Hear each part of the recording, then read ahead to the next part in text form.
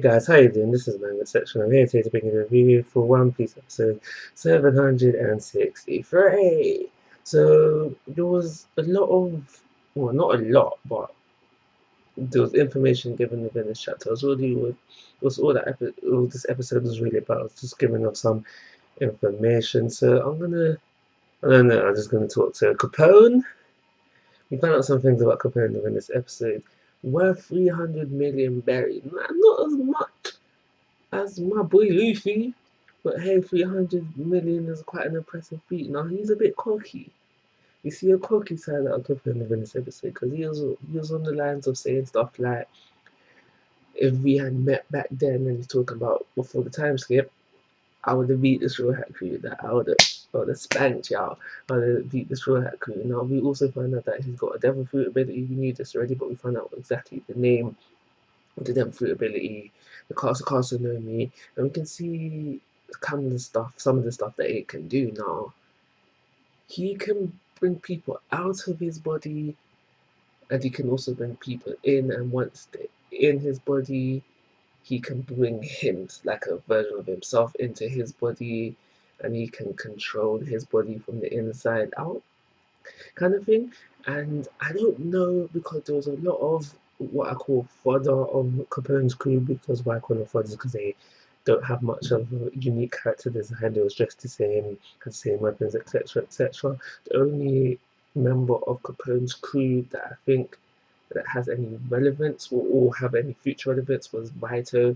He had a unique character design. He also had a name, and yeah, he was just doing his own thing.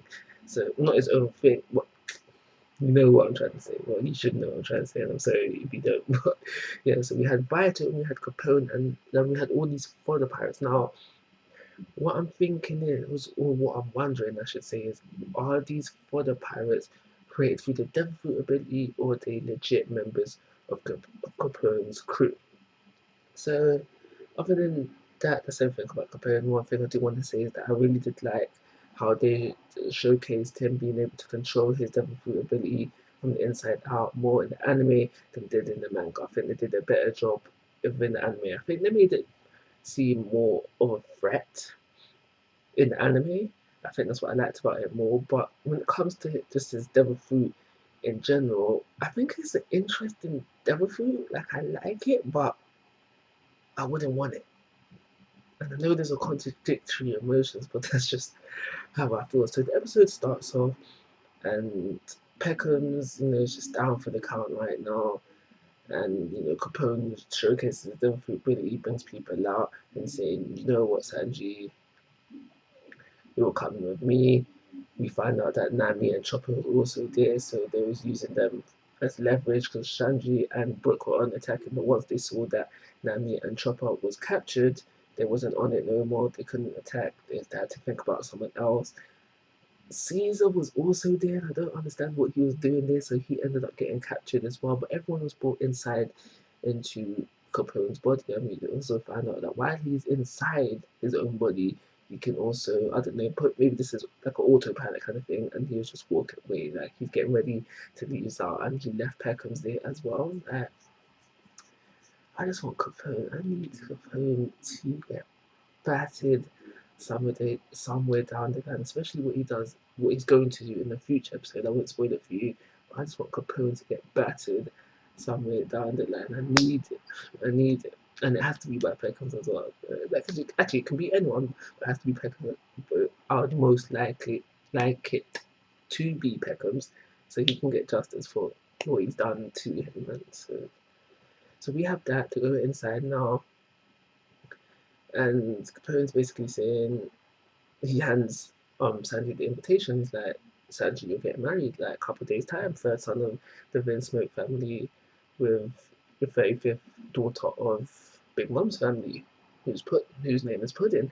You're getting married now. When that drops, so that dropped at the halfway point of the episode, and then I don't know, like I just didn't feel the shock of, oh my gosh, Sanji has to get married.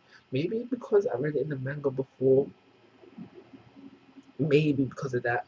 But I don't know. That's something that I feel that should have been dropped at the end of the episode, like it was in the manga, where it was dropped at the end of the manga, not in the beginning of the, in the middle of the manga.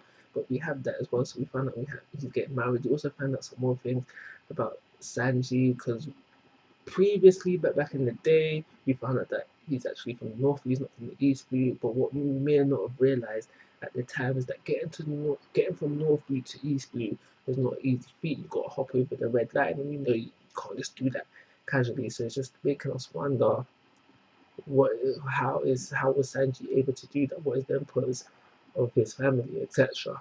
And so, yeah, we have that, and then we just have all this stuff about Sanji saying this is BS. I'm not getting married.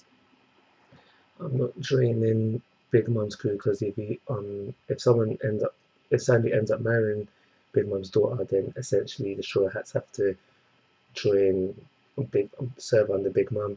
And Sandy's like, no, I'm not doing that. Luffy's not going to want that. Luffy's becoming king of the pirates in his own right.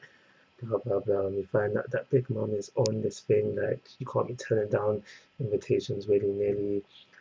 Vita says himself that even the devil wouldn't turn down an invitation. And like I said in the manga review, I'm saying if another Yonko was invited, so say the invite was slid into Shanks' hands, and Shanks didn't want to go, he'd be like, no, I ain't going. Rip the invitation off, and it'll be